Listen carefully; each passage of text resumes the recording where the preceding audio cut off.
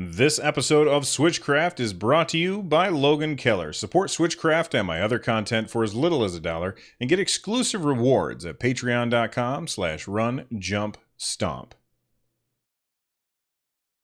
Sorry, Vaxerbot, I didn't mean to step on your toes, man.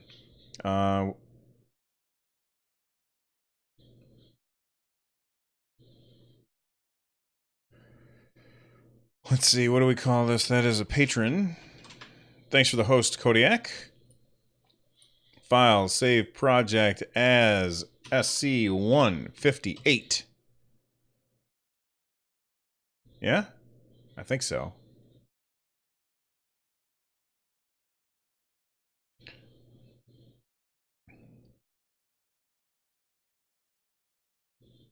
Thank you guys for the retweets and stuff. That's very useful.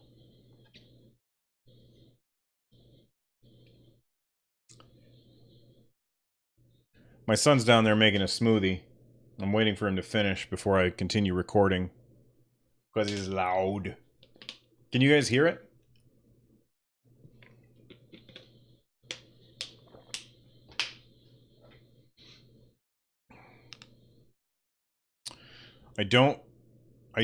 What?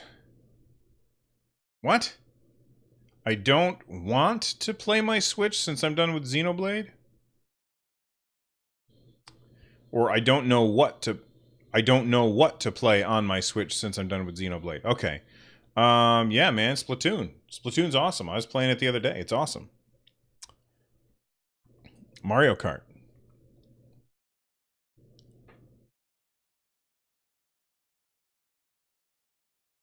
Episode 158 of Switchcraft is also brought to you by OP Seat. Head on over to runjumpstomp.com/OPSeat to directly support the show and get a fantastic gaming chair that can support you. I'm sitting in one right now and it is extremely comfortable. Very, very happy with my OP Seat. Again, that's runjumpstomp.com/OPSeat to get your gaming chair. Sponsor. Save.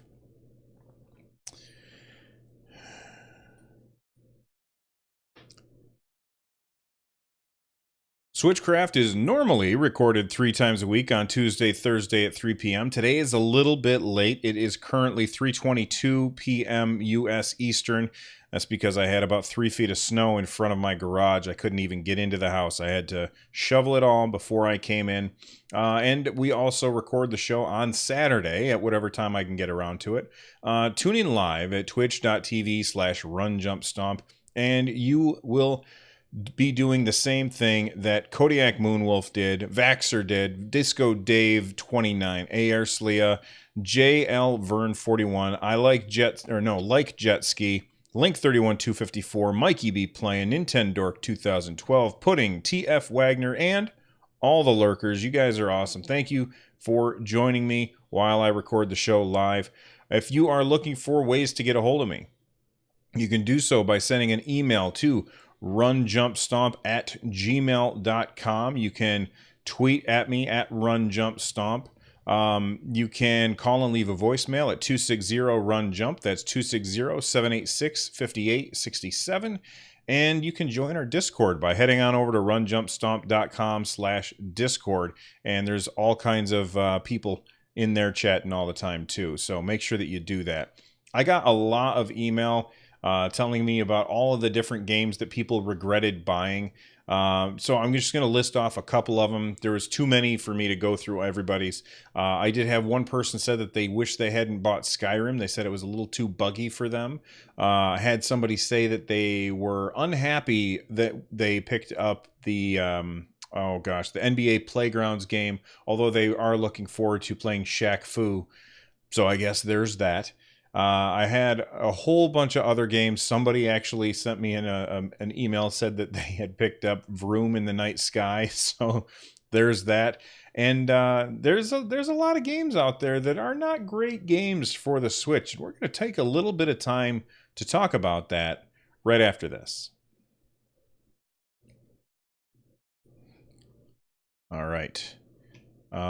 Feedback.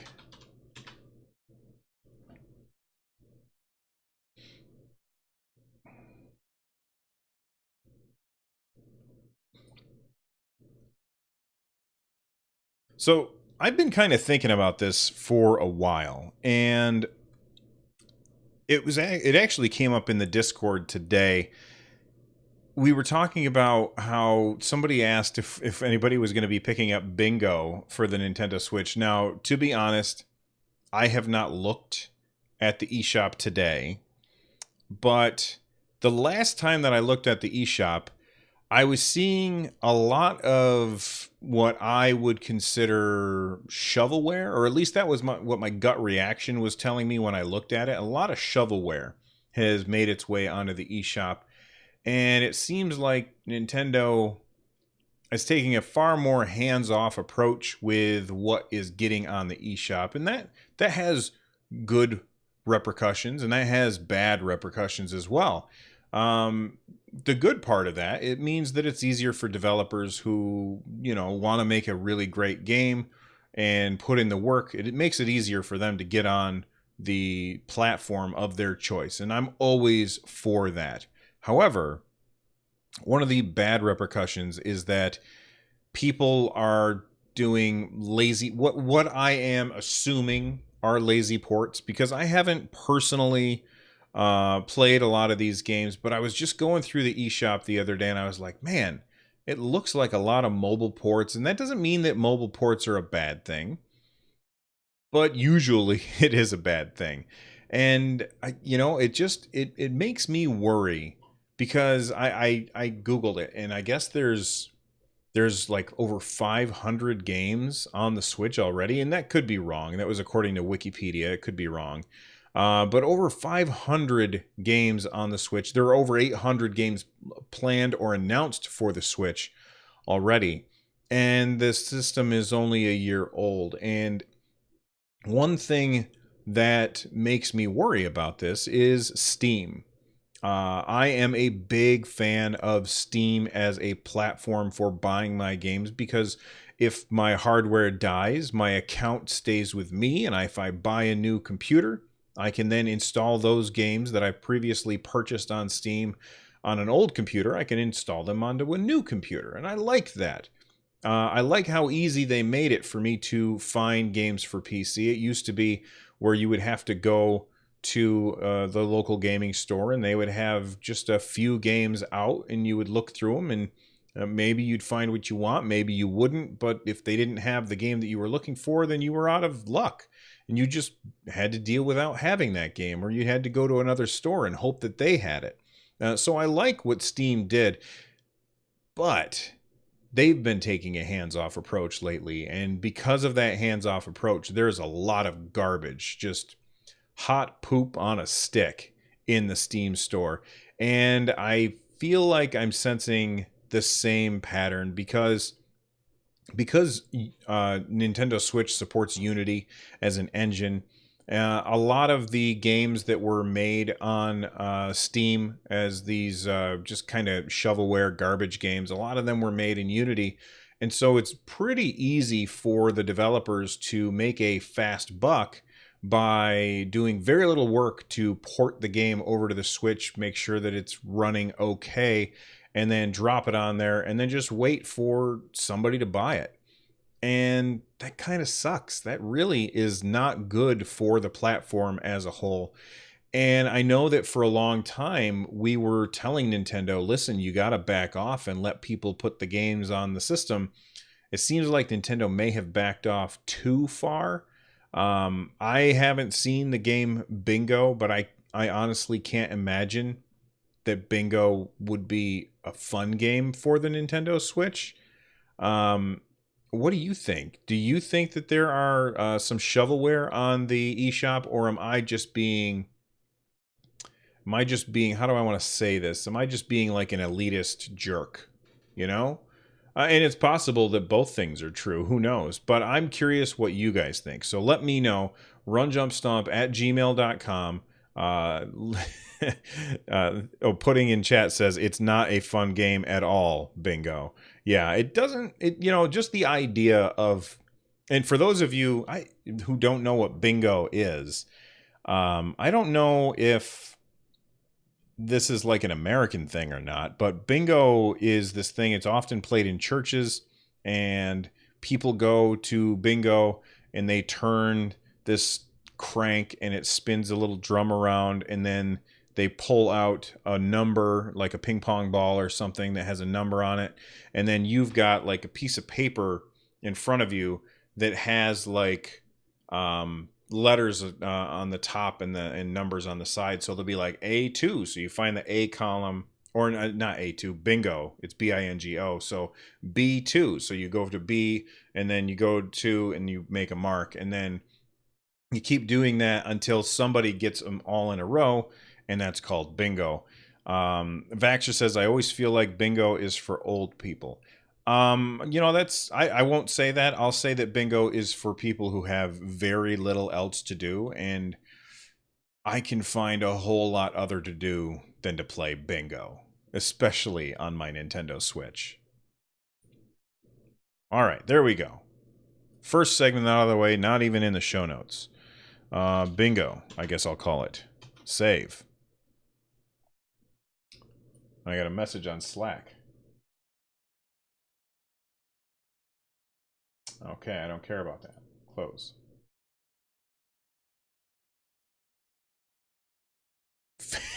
$15? Hang on a sec. All right, let's take a look at this for a second. So we'll go to the eShop. I guess I could have done this as during the podcast, but let's take a look. So my eShop is loading up right now. And recent releases. Here we go. The Sparkle 3 Genesis. I've never heard of that. Bingo for Nintendo Switch. Gem Smashers. I don't know. I've not heard of any of these games. Flint Hook. I have a review of that. Spy Chameleon. I think I have that on Steam. I got it like super cheap. I don't know. A lot of this stuff just looks like low effort ports. A lot of it looks like low-effort ports. Lewis D. Wilson. Welcome to the Nerd Nest. High five, man. All right.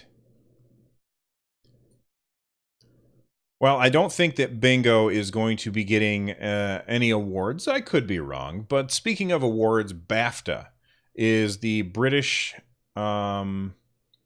something Film Television Awards. I can't remember what BAFTA stands for, but they have announced their Game Awards nominees.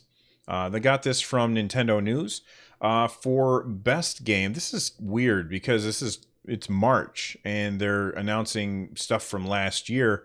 So I guess they do their stuff at the beginning of the year for last year, which I guess it makes sense. It gives people it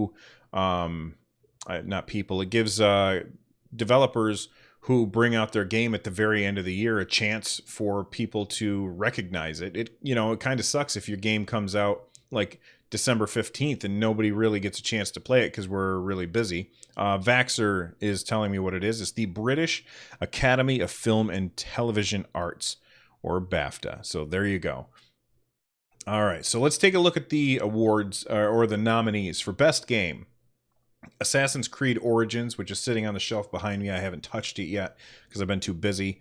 Hellblade, Senua's Sacrifice, Horizon Zero Dawn, awesome game. Zelda Breath of the Wild, awesome game. Super Mario Odyssey, awesome game. And What Remains of Edith Finch, I've heard of that, but I haven't played it or really seen anything of it. You guys, if you listen to the show, you already know that I think Zelda should win that. Artistic Achievement. We've got Cuphead, Gorogoa, Hellblade, Senua's Sacrifice, Horizon Zero Dawn, Zelda Breath of the Wild, and Uncharted Lost Legacy.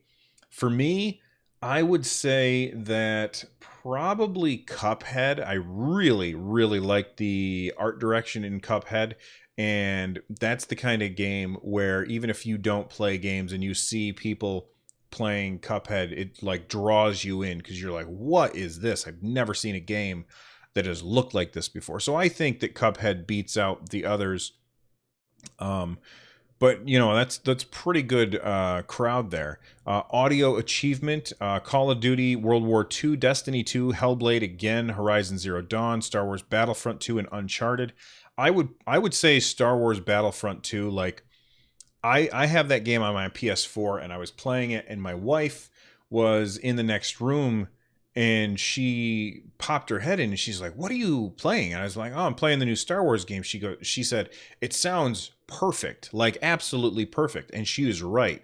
Um, Star Wars Battlefront 2, the sounds in that game are 100% absolutely perfect. And like the voice acting I think is great, and the crunch of the stuff under your feet as you're running through the woods on Endor is amazing.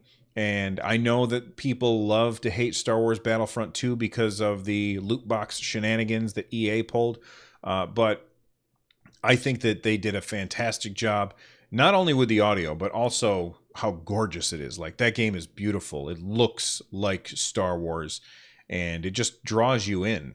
For Best British Game, we've got Hellblade, Monument Valley 2, Reigns Her Majesty, The Sexy Brutale, Sniper Elite 4, and Total War Warhammer 2. I have not played any of those, so sorry, British people. Send me your games if you want me to play them, I guess.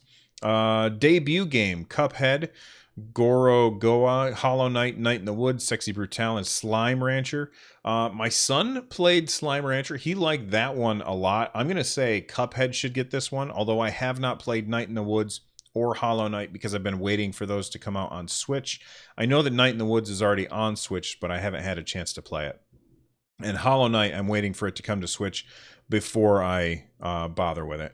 But Cuphead was amazing. I love that game. It was really, really fun.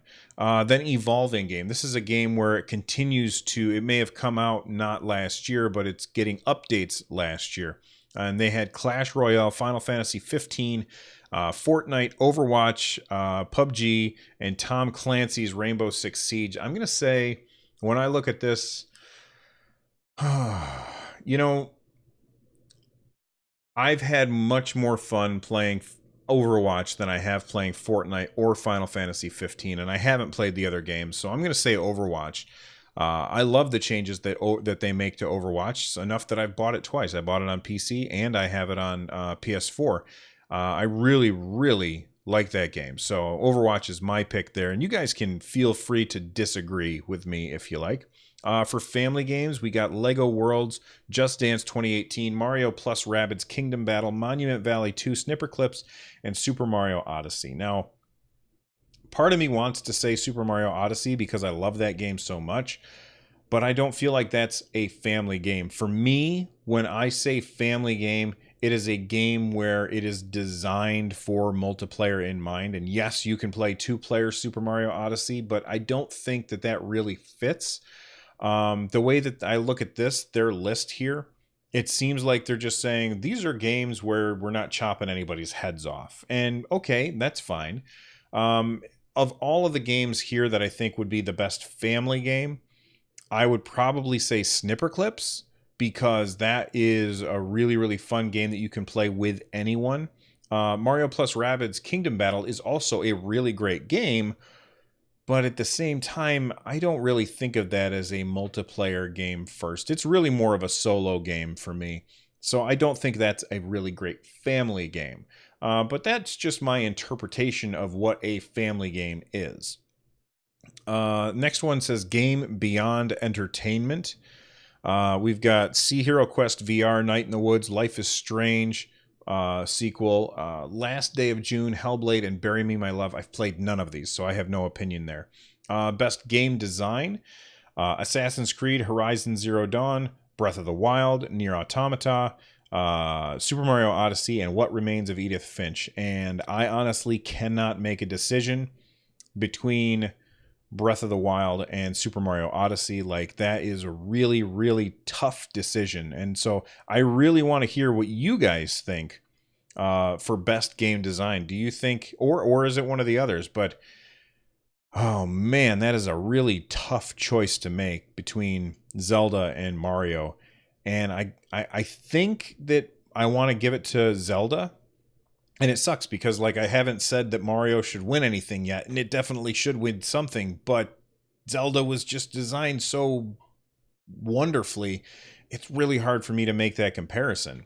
Then we've got Game Innovation, Gorogoa, Hellblade, Breath of the Wild, Nier Automata, Snipperclips, and Edith Finch, and I'm going to say Breath of the Wild again. But I haven't played most of those games, so I don't know. Best mobile game, Bury Me, Golf Clash, I hadn't even heard of that one, Kami 2, Gorogoa, Monument Valley 2, and Stranger Things the game. I have no opinion on these. I haven't played any of them. Man, there are a lot of categories here. Best multiplayer game. Divinity Original Sin 2. I really want to play that, but I haven't yet. Fortnite, Gang Beast, PUBG, Splatoon 2, Star Trek. I'm going to say Splatoon 2. I really have had a lot of fun playing Splatoon 2. However, it really sucks trying to play with your friends. So, I don't know, maybe I would say Fortnite, but I haven't had as much fun with Fortnite. So if I'm just going off pure fun factor, there's a train going by. I don't know if you guys can hear it. I would say Splatoon 2 probably, and I haven't played any of the other ones except for Fortnite. So, you know, you have to remember that. For best music, Cuphead, Get Even, Hellblade, Horizon Zero Dawn, Breath of the Wild, Edith Finch. I don't think that Breath of the Wild has cool music, but most of it is extremely subtle. And like, I don't think that I would personally listen to like the soundtrack of Breath of the Wild, except for that one piece that plays like in the trailer. Like that song is amazing. But I'm gonna have to go with Cuphead here. Cuphead, like, they knocked it out of the park with the music. They absolutely nailed the tone of the art direction and the music direction. They went together so well, and I think that was really amazing. Best narrative, we've got Hellblade, Horizon Zero Dawn, Night in the Woods, Tacoma, Wolfenstein, What Remains of Edith Finch. The only game in this list that I have played is Horizon Zero Dawn, so that's going to be my go-to pick. That game has a fantastic story and a whole lot of fun too. And I haven't finished it because I've just been too busy. We've got two more categories. Best original property. We've got Cuphead, Horizon Zero Dawn, Gorogoa, Night in the Woods, PUBG, and What Remains of Edith Finch. I'm going to go with Horizon Zero Dawn. I absolutely love the world that they have built. And Cuphead, while is awesome, Horizon Zero Dawn, just, that felt like a real living, breathing place to me. And I absolutely loved the time that I spent playing that game, which arguably wasn't very long. I'm probably only 30 hours into it, but it's fun. It's really, really fun. And then last category is performer.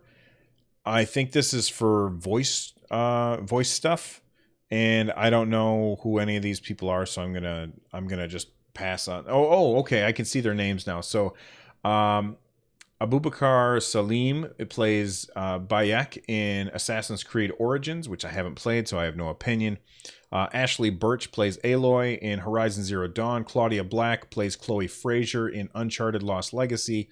Laura Bailey plays Nadine Ross in Uncharted Lost Legacy. And Melina Jurgens plays Senua in Hellblade. And then finally, the titular character of Edith Finch, played by Valerie Rose Lohman. I don't know, because I've only played Horizon Zero Dawn, so I can't have an opinion here. But let me know if you guys, what you pick.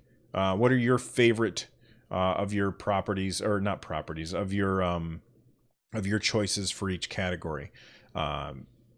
That's a really good list, and I feel bad that I didn't say that Super Mario Odyssey should have won anything, because I mean, Zelda was just so good. Any other year, and Mario would have cleaned up, but it just got elbowed right out of the way by Link every single time, I felt like.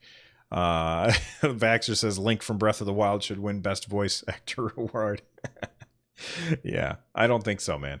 All right, let's move on.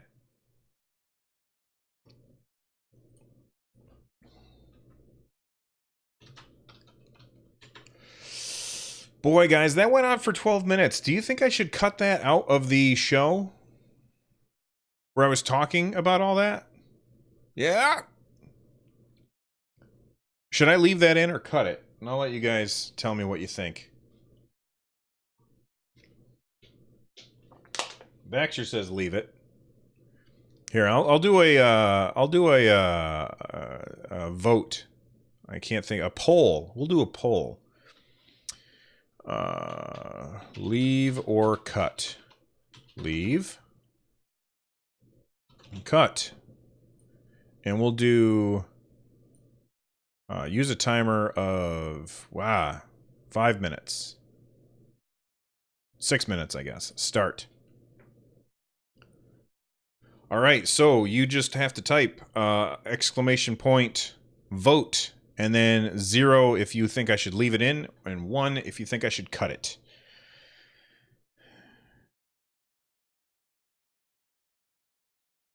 All right, let's look at the rest of the stuff here.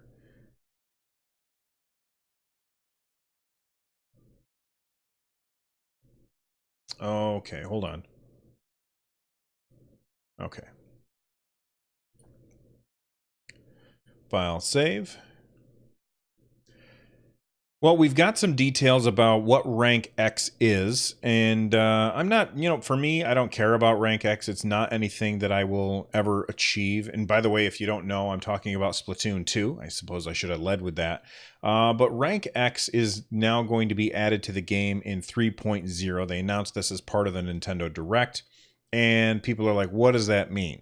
So here I'm going to go through what it means. They say if you're already rank S plus 10 or above, you will be automatically promoted to rank X when version 3.0.0 update goes live. If you are not S10 or above, you will be able to climb to rank X by going up rank from S plus 9. Also, every month, the Splatnet 2 app, that's the thing on your phone, I think, will display the top 500 rank X players for each one of the 4 rules. So when they say the 4 rules, they mean Splat Zones, Tower Control, Rainmaker, and Clam Blitz. Those are the 4 rules that you play when you are playing in ranked mode. The app will show the rank X players that use a specific weapon a lot so that players can see who are the best rank X players using the same weapon as themselves, but not all.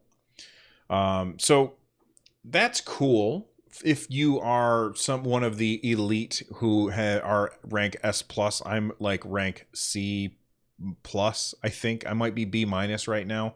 I don't play Splatoon very much, but I always have fun when I do, and I don't really care what rank I am. I just play ranked because I like the modes better than just painting everything. What's that called? Turf War. But that's not why I'm interested in this story, because I never put a story on that I'm not interested in. And so why am I talking about this? Well, because there's more to this story than I've talked about. It's more than just rank X. Right now, there are more than 20 stages that can appear in one of the 4 ranked battle rules. Again, that's Splat Zones, Tower Control, Rainmaker, and Clam Blitz. They say this allows for lots of variety in the stage rotation. It also makes it hard for a specific combination of stages and rules to go live at the same time. So, because there's 20 different levels and 4 different sets of rules, the idea that you would get, I can't think of any particular place. So we'll say map 11 and rule 4 at the same time, there's a low possibility of that happening. So what are they doing to fix that, I guess? Well, they say that's why from version 3.0 onwards, the stages for each rule will be selected from a pool of only 8 stages, making it much more likely for a given stage to appear in a given rule. The pool of stages for each rule will be changed once a month, at the same time as the rank X reset. Okay, so now that I've explained everything that's happening here, I'm going to tell you why I don't like this. I don't like it because not because I think that we should have more stages or something, but and it's not that I don't like that they're making a change, it's that I don't think that they're making the right change. And what the right change would be for Splatoon 2, the thing that would make it infinitely more popular than it already is. I mean, it's already incredibly popular, for crying out loud. But what would make it even better is, first off, fix it so it's much easier for me to play with my friends. There's that. I got that out of the way. I'm moving on. The second thing that would make it easier, or not easier, but better, is that if I got to pick the rules that I want to play. So if I want to play Clam Blitz, I pick that from a menu, and then it just says, okay, now we're going to randomly pick one of the 20 stages that we have available. And if you're playing at the same time, you can pick tower control, and it will pick randomly one of the 20 stages that are available. And you would be playing against other people who really like tower control, and I would be playing against other people who really like Clam Blitz. And I think that that would be so much better, because there's a lot of times where I will log into Splatoon, I'll look and I'll see, oh, it's Rainmaker. And it's not that I don't like Rainmaker, but I wanted to play tower control, you know? And I look and I see that it's Rainmaker, and I'm like, well, I guess I'll just play some other time. That's not cool. That's not the way that it should be. It should be that I get to pick the type of game that I want to play. And yes, I can make my own oh, what's it called? My own room, and invite my friends to it. But guess what? My friends and I, like, we talk on the Discord all the time. They are usually playing games at a different time than I am. And most of the time when I'm playing games, I'm not playing with my friends on my Switch. And um it's not because I don't have people to choose from. My friend list is almost full. I had to delete a bunch of people that I added when the Switch first came out. But I mean, I'm a podcaster, and I get a lot of people adding my friend code. And yes, I get to play with those people every once in a while. And every once in a while, people invite me to a game, and I might say yes and I might say no. But most of the time, when I sit down to play Splatoon, I'm usually just playing by myself. Part of that's because Nintendo made it a pain to play with just a couple friends. You got to have a full team of 4, and everybody has to be rank B something or above in order to get into that. Uh, but I just wish that they would let us give more choices to the player. So let me pick the rules that I like, and then give me a random map. And don't give me a random map out of a choice of 8 or 2 or whatever it is. Give me a random map out of the huge number of maps that you have. I feel like it's a technical limitation to why they haven't done it, because I can't think of any other good reason why they wouldn't do it this way. Yeah, there we go.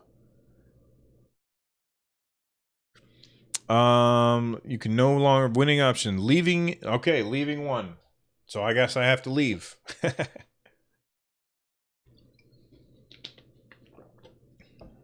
How many friends can you have on the Switch? I don't know. Name Splatoon. Save. 300 according to Polygon. There you go. Yeah, I had, like, I was at the max, and so every time somebody sent me a friend request, I had to go in and find somebody to delete. So I spent one day, I probably sat down for 2 hours, and I went through and started deleting people who, names I didn't recognize, first of all, and people who I added on the first day that the Switch came out. And that's I just had too many people in there. And so every time that somebody who listens to the podcast added me, like I had to, like, it was a big chore. I'd have to go, okay, well, let me delete this person so that I can add you. So I went through one day and I deleted a whole bunch of people of names that I just didn't recognize. Don't delete me, bro.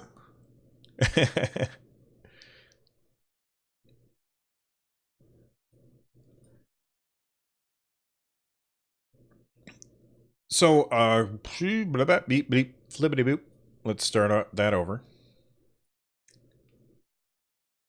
So I don't know how long ago it was. It was at least a couple of episodes. I talked about how Pinball FX3 had said that they were going to patch in higher frame rates for the Switch, and then they said, you know what? It turned out it was too much work for us to do it. Well, now they're changing their mind again. They have said the community has spoken, and as we pride ourselves on let me say that again. The community has spoken. And as we pride ourselves in doing at Zen Studios, we are listening. Zen is happy to confirm that we will in fact release a patch to bring all Pinball FX3 content up to 60 frames per second in handheld mode on Nintendo Switch this summer.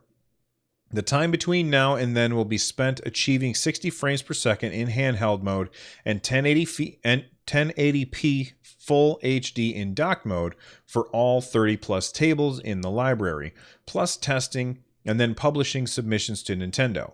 In the meantime, we will still proudly stand by the current Switch iteration of Pinball FX3, which currently boasts a very respectable 83 Metacritic rating. Nobody cares about the Metacritic rating.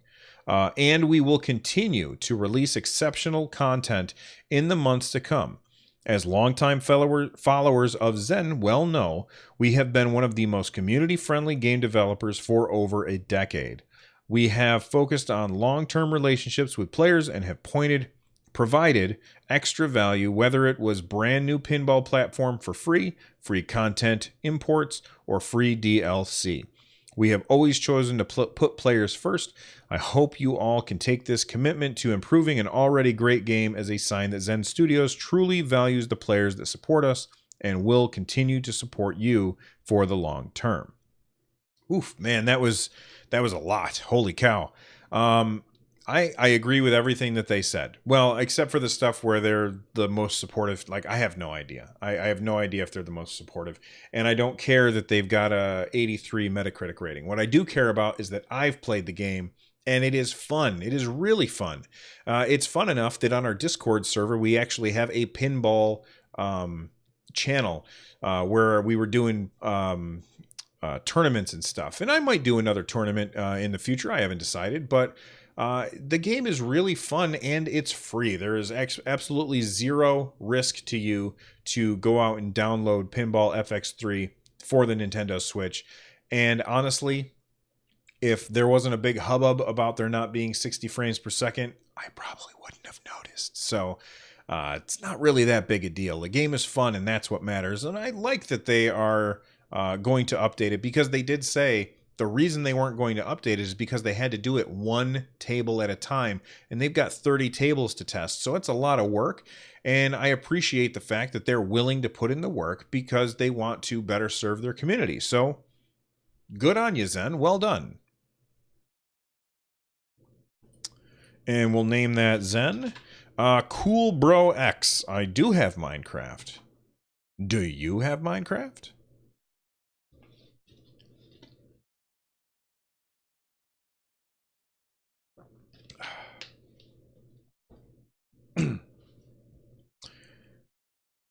Check how it recorded my whisper. Why, do you guys think it didn't come through?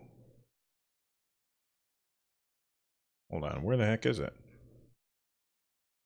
Was that at the end? Hey, thanks for the follow, cool bro.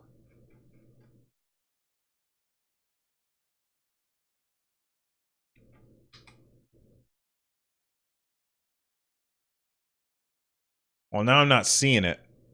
Like, I'm looking through. Not that. Like, I'm looking through trying to find it. Why does that still say Nintendo Direct, for crying out loud? There we go. So I'm going to the end here. Okay. I bet you this is it. Right there. So we'll solo that. Oh, I haven't muted. Let me turn things up. Second, I probably wouldn't have noticed. So, yeah, it went through. We found it. We found it.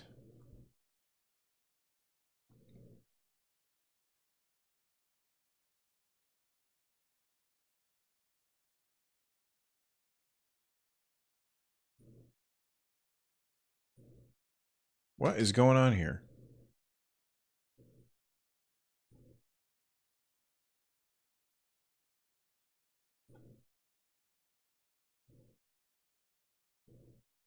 All right, save. I already saved. Always better to be sure. That's true.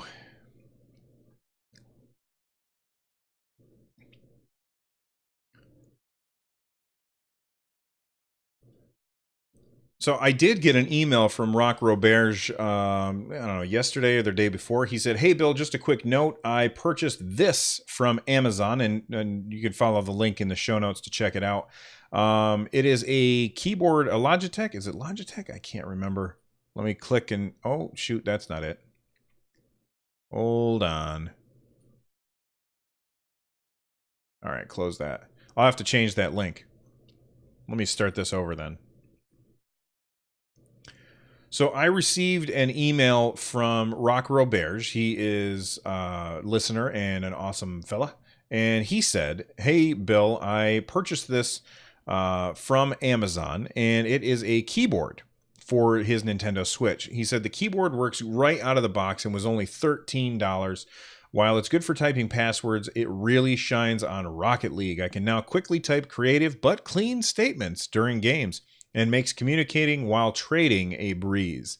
Enjoy. So this is the Logitech MK270. I will find a link in the show notes, or I will put a link to it in the show notes because the link goes to the wrong spot. It is, I asked him, I said, "Is this a Bluetooth keyboard?" And he said, "No, it is not Bluetooth. It is a, there's a USB dongle that plugs into, it's wireless, but it's a USB dongle that plugs into the Switch. And then you can type on your Switch to people that you're talking to."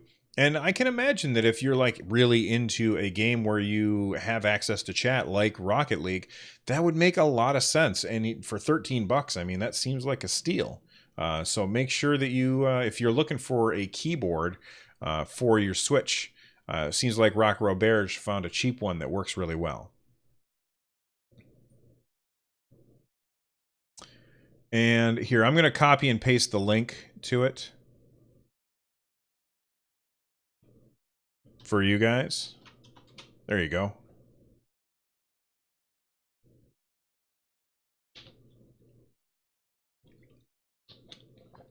It comes with a mouse.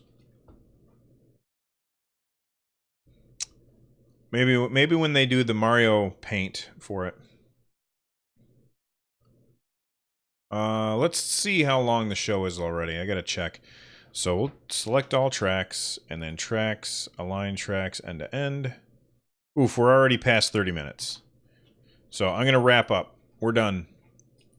So let me wrap this up real fast. All right, 3 quick things to talk about, maybe 4, I can't remember. The first is that my full review of Flint Hook is up on my YouTube channel. The long story short, it is a roguelike where you have a grappling hook and a gun and some bombs and time traveling belt. And the game is a lot of fun. I really enjoyed Flint Hook. But if you want to know my full review, we're already running long on this episode, so I'm not going to talk about it now. Check out the link in the show notes so that you can hear the review and see the gameplay and listen to me talk about it. Spawn Wave, who is another YouTuber, he had posted on Twitter that he had a Nyko dock and it caused his Switch to stop charging and play dead. So he may have lost all of his save data. And I'm just making sure everybody knows that the Nyko dock, just stay away from that thing because there's been multiple reports of that thing bricking Switches, and you do not want your Switch bricked because Nintendo hasn't given us cloud saves. Hashtag save our saves, Nintendo. One last thing. On Amazon, Valkyria Chronicles 4 has been announced to be releasing on October 16th for the Nintendo Switch in North America. I am looking forward to that game. I'm not going to pre-order it. I'm going to wait and see what everybody thinks first, but I'm really looking forward to playing that game because I really enjoyed the first one. Well, if you are looking to get a hold of me, and if there's something that I left out or a story that you want me to talk about, make sure that you get a hold of me at one of the ways that I mentioned at the beginning of the show. If you're looking for ways to support my content, head over to runjumpstomp.com/thank-you. All of the links there help me create more content, and thank you guys so much for the people who've already supported, and thank you guys for listening. If you're looking for a free way to help, just make sure that you share the show with a friend, and make sure that you check out Noteblock and Tom Winter on YouTube. They are the musical geniuses that gave us the music that you listen to on this show. I'm out of here, and I will see you guys next time. Bye-bye. All right, and we'll call that outro and save. And we're done, everybody. We're done. But I cannot stick around and talk much more because I've already talked a bunch and we have things to do around this house. So I gotta go. I'm gonna find somebody to host. And you guys stay rad. Bye-bye.